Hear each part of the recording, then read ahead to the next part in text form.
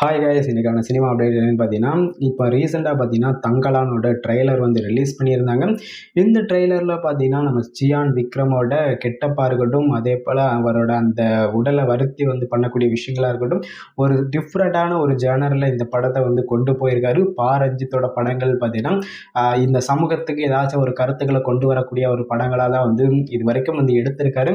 But இந்த படத்துலையும் அந்த மாதிரி ஏதாச்சும் ஒரு கருத்துக்களை வந்து கொண்டு வருவார் அப்படிங்கிற மாதிரி தான் தோணுது. இந்த படத்தில் பார்த்தீங்கன்னா ஷியான் விக்ரம் பார்த்தீங்கன்னா ஒரு வித்தியாசமான ஒரு கேரக்டரை இது வரைக்குமே வந்து யாருமே வந்து பண்ணாத ஒரு வித்தியாசமான ஒரு கேரக்டரை தான் வந்து பண்ணியிருந்திருக்காரு. அதே போல் இந்த ட்ரெய்லரை வந்து பார்க்கும்போதே பார்த்தீங்கன்னா ஏதோ ஆங்கிலேயர்களுக்கும் இவங்களுக்கும் இடையில வந்து நடக்கக்கூடிய ஒரு ஃபைட் மாதிரியே வந்து இந்த படத்தை வந்து கொண்டு போயிருக்காங்க. பட் இந்த படம் மேலே வந்து நிறைய எதிர்பார்ப்புகள் இருக்குது. அதே போல் இந்த படம் வந்து ஆஸ்காருக்கு கொண்டு போகணும், ஆஸ்கார் அவார்டுகளை வின் பண்ணணும் அப்படிங்கிற அளவுக்கு வந்து எதிர்பார்க்குறாங்க. இந்த படம் பார்த்தீங்கன்னா ஆகஸ்ட் மாதம் அநேகமாக வந்து ரிலீஸ் பண்ணுவாங்க அப்படிங்கிற மாதிரி எதிர்பார்க்கப்படுது. தங்கலான் படத்துக்கு உங்களோட எதிர்பார்ப்புகள் எந்த அளவுக்கு அவளோட காத்துட்ருக்கீங்க அப்படிங்கிறத கமெண்ட் பண்ணுங்கள். அதே போல் சியான் விக்ரமோட இந்த ஒரு நடிப்பு திறமையை பற்றி உங்களோட கருத்துக்களை கமெண்ட் பண்ணுங்கள். அதே போல் உங்களுக்கு இந்த வீடியோ பிடிச்சிருந்தா லைக் பண்ணுங்கள், சேனலை சப்ஸ்கிரைப் பண்ணுங்கள். வேறு ஒரு வீடியோவில் உங்களை சந்திக்கிறேன்.